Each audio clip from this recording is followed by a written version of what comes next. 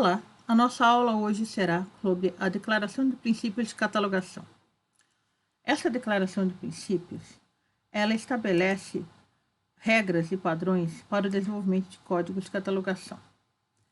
Inicialmente, nós conhecíamos ela como Princípios de Paris. Esses Princípios de Paris foram aprovados pela Conferência Internacional sobre os Princípios de Catalogação em 1961, que ocorreu em Paris.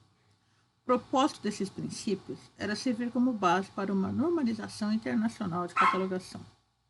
No século XXI, a IFLA produziu uma nova declaração de princípios atualizada com base nas modelagens conceituais desenvolvidas pela IFLA e o novo Código de Catalogação RDA.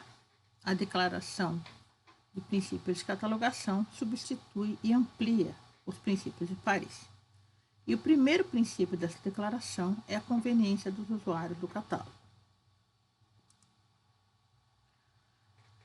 A Declaração de Princípios de Catalogação, ela vai cobrir o âmbito, os princípios gerais, as entidades, atributos e relacionamentos, os objetivos e funções do catálogo, a descrição bibliográfica, os pontos de acesso e os fundamentos para a funcionalidade da pesquisa.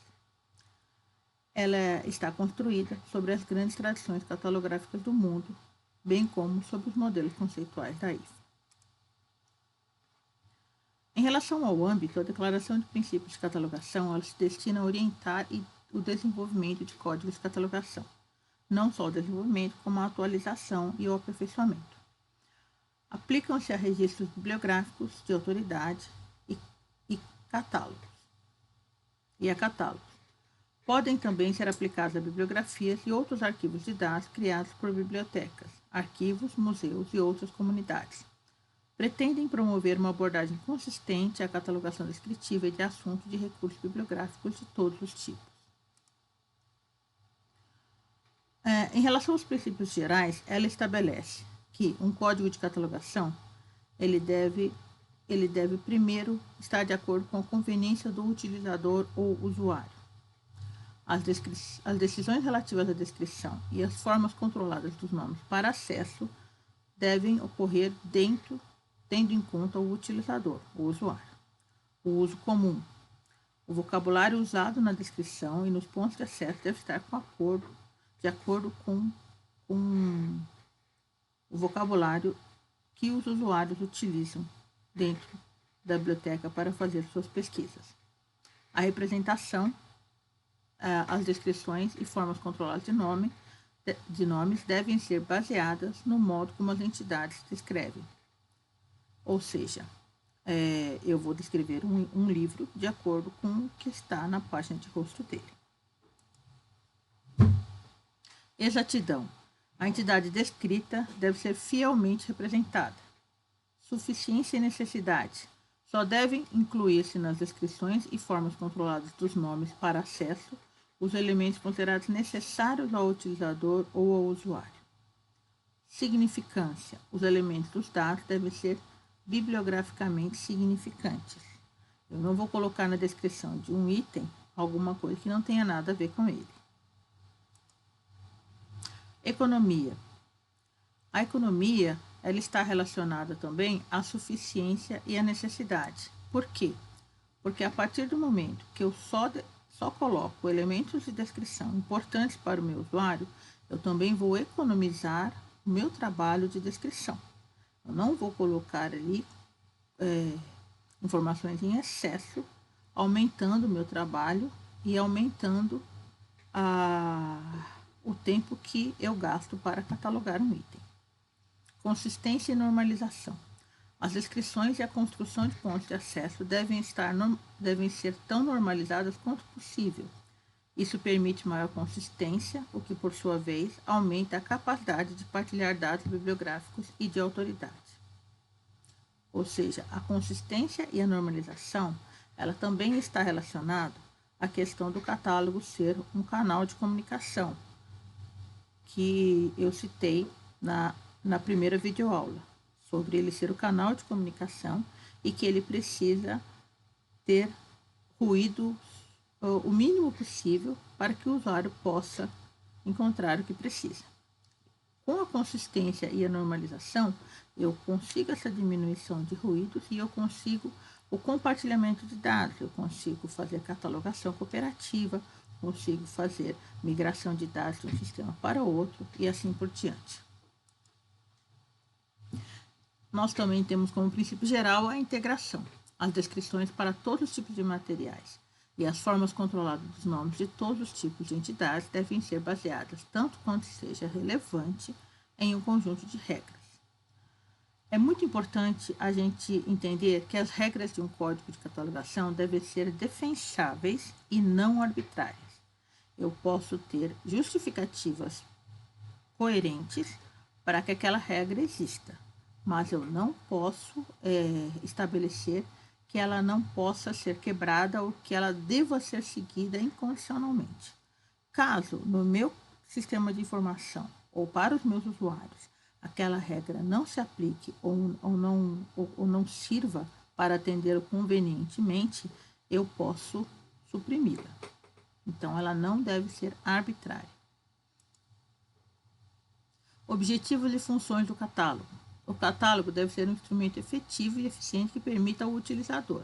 E aqui nós vamos lembrar que ele é um canal de comunicação que vai permitir a esse usuário encontrar os recursos bibliográficos numa coleção, identificar esses recursos bibliográficos ou agentes, ou seja, ou autores ou publicadores, selecionar um recurso que seja apropriado às suas necessidades, adquirir ou obter acesso a um item e navegar num catálogo para além dele.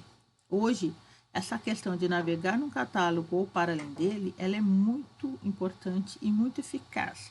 Quando o catálogo ele se liga a outras bibliotecas digitais e a outros catálogos, ele amplia o âmbito de busca que o usuário pode fazer através dele. Em relação à descrição bibliográfica, a Declaração de Princípios de Catalogação, de uma maneira geral, ela diz que deve-se criar uma descrição bibliográfica separada para cada manifestação. Ou seja, cada obra deve ter uma descrição separada.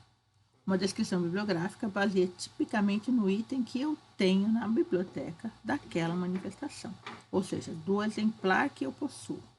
Os dados descritivos devem ser baseados numa norma internacional vigente, e as descrições podem ser feitas de acordo com vários níveis de detalhe.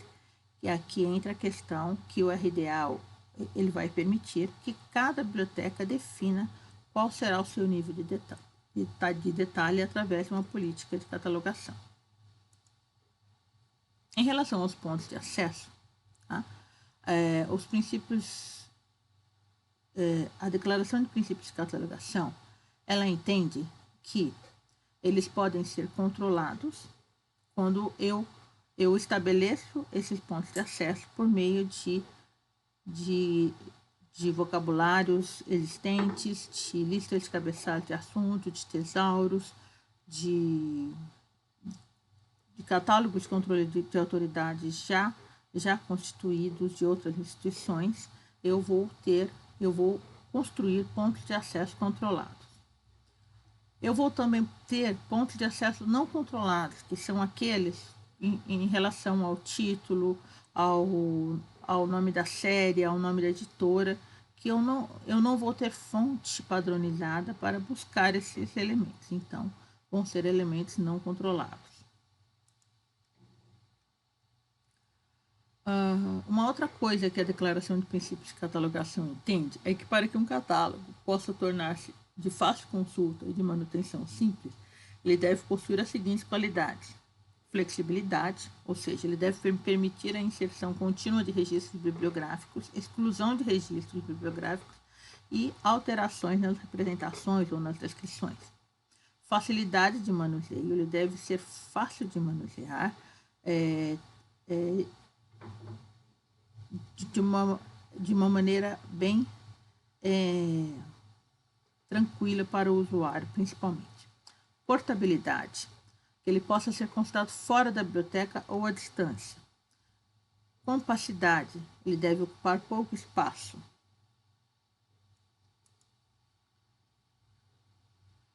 Uma outra coisa que a Declaração de Princípios estabelece é que são qualidades importantes na elaboração de um catálogo. a uniformidade. A partir do momento que se utiliza um sistema ou rede, a uniformidade torna-se indispensável com grandes vantagens para todos. Aqui vai entrar a questão também do canal de comunicação, da catalogação cooperativa.